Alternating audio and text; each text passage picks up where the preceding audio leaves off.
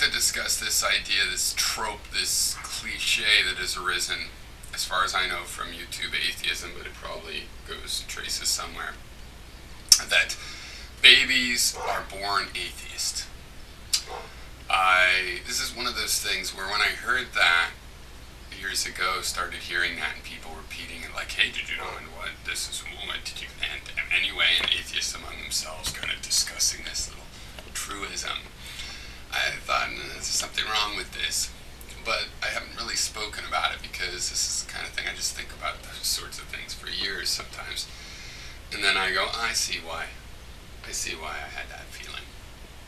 And the thing about this is that, what is religion in this context? I mean, the babies are born not Christian, but to me there's a couple things. I mean, one, you look for this magical thinking, this sort of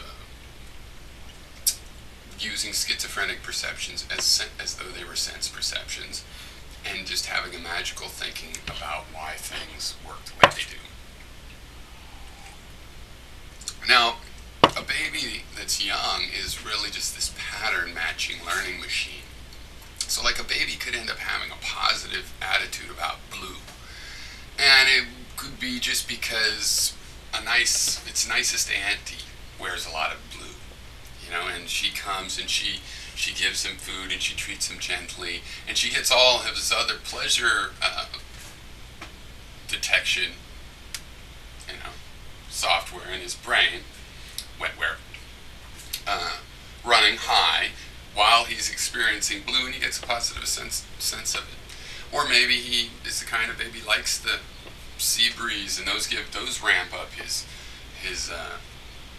pleasure center, metrics, and so he gets this association he doesn't know. Now, to the degree that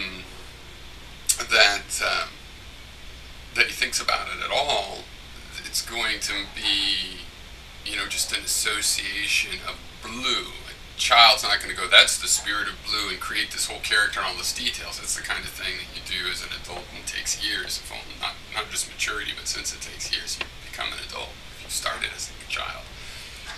And I know because I have done that kind of thing with my ideas, which is one reason I remember some of this stuff when I was a kid, the magical mythological version that I then updated.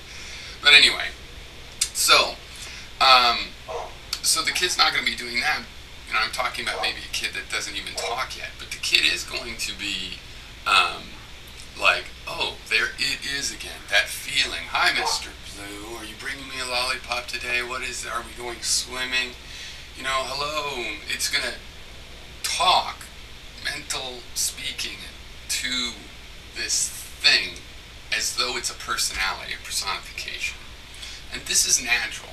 And this is because this anthropomorphization of things is from the fact that we have a lot of software in our brain evolved for analyzing personalities. So we can use that software for something else. And even if it isn't a personality, we can make it as if it was a personality, and it allows us to remember a lot of details because it's a strong part of our brain, even though we're mapping metaphorically. And this is how all knowledge works anyway. So it's a way of using what we know about people metaphorically, so we can use the number crunching and neural network of the brain to process something else. So that's natural. And so by the time kids become linguistic, in my theory, this is what I think, they're primed to be told that there really is a spirit of the woods, because they'll have already had experiences they can retroactively post-describe as, oh yeah, I saw that, that was that, oh, and they just rearrange the facts of this shared magical thinking phenomena. And that structure builds up and even becomes dogma, and that's what we think of as religion. But it starts from the seed and then is co-opted. And I think there's a lot of dishonesty, because I think a lot of religion has been passed on to kids by adults that were cynical. I mean, look, it's not just us that, and as we grow older, become cynical about the fairy tales we were told. It's always happened. But people kept the fairy tales because by then, they have the kids. Then the fairy tale is useful for mind-fucking the kids and making them all confused and scared and stuff, right? So it's kind of a weird thing where I think we look at in the past people believing in the religion religions, I think more people believed in pretending, just like they believe in pretending Santa Claus is real. And it's a co-opting. In the case of Santa Claus, it's sort of a benign one, though there's sorts of dark sides to it. But it's a sort of a benign one. It's like where you play a nice trick on your kids and then they get to play that trick on their kids. But in most religion, it's more like you play a dirty little grim fairy tale trick on your kids and then they get to do that on their kids, and no wonder we're so fucked up. So, I don't think you could say that children are born atheist at all. I think they're born magical thinkers, which is maybe a way of saying that before schizophrenia is even a question, when you're allowed to accept these things. You know, so for example, I think probably the strongest example that I remember the most detail from, but I remember many. In childhood, I remember magical thinking, so like about the alphabet, I probably mentioned this before. But, you know, S was a really arrogant letter, proud of how far in the alphabet it was, whereas T was just sort of stoic and walked softly, carry a big stick, wasn't particularly proud about its noble place, and yet it's one past S, and yet some people in letters think it's better to be in the beginning of the alphabet. It doesn't really matter, but you know, and they all had their personality. A was kind of like the nice guy jock, or just a straight kid talk show, those kind of thing, the ABCs. Some of this I could analyze later and go, well, probably the prestige was because as a little kid I'm learning the alphabet and I felt better about my knowledge the further I got it.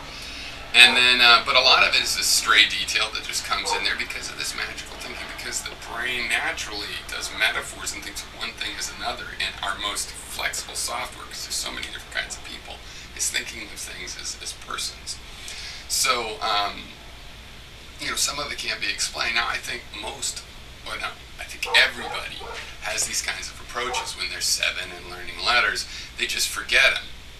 You know, they don't get positive reaction if they tell the adults in their life what the letter T said about the letter S today. So they just move on.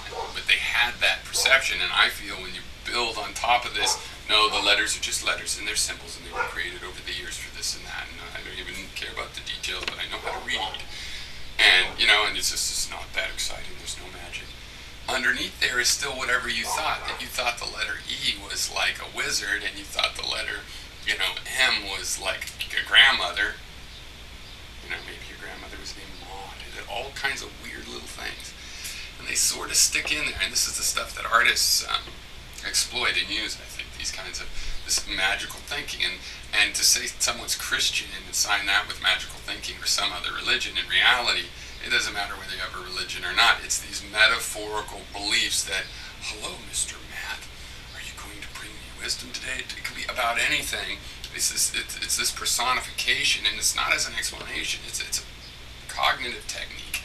Just like we think of life as a journey, or my relationship is a journey, and we metaphor, you know, the nation is a family, or the nation is an organism.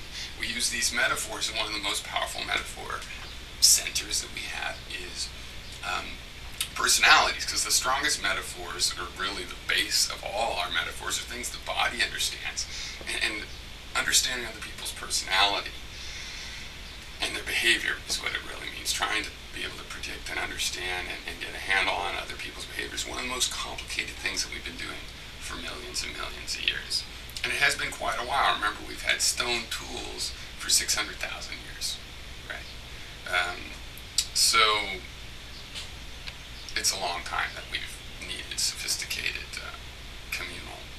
I mean, the people that say we didn't have good language, I think we probably had good language, you know, 500,000 years too, pretty good language. Like they could tell a story in a poem, and I met the woman and she was this, and it was a spirit, and all of the, you know, pretty rich languages for a really long time. But if we didn't, that's even more amazing. That means people communicated things like how to build a boat, and how to make a fire, and how to mine stones, and how to make gold jewelry, and how to process acorns. They did that all with just